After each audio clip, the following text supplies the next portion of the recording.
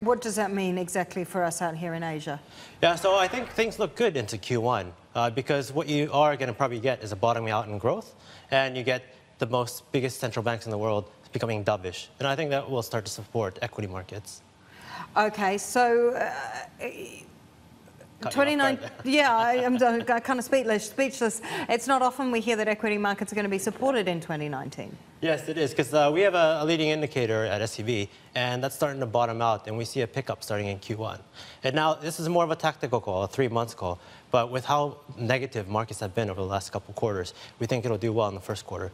But that indicator still isn't strong enough to call for a 2019 12 months blown out equity rally. But we see some green shoots coming back. Does that mean we go up from here, albeit tentatively?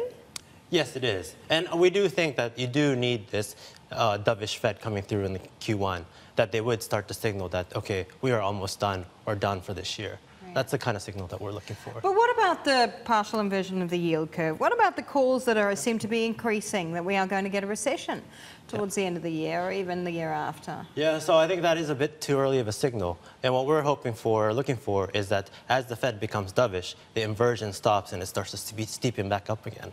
And that's usually the type of rally you get at the end of the cycle, where you get this melt up coming back up, equity markets go up, curve steepens again, and then maybe back in 2020, then the Fed starts to hike again and try to catch up.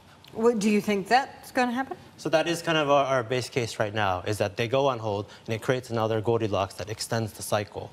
And then, of course, at the end, they'd have to start hiking again. So what do you think is going to happen next year then? You think tentative gains in equity markets, are you adding to positions now?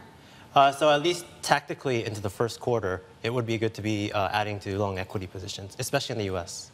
Okay, specifically where? I think right now the bigger call is whether you go along U.S. or you go along emerging markets right now, because emerging markets are much cheaper. But I think right now, with China still slowing down, we prefer to be long in the U.S. side than on emerging markets.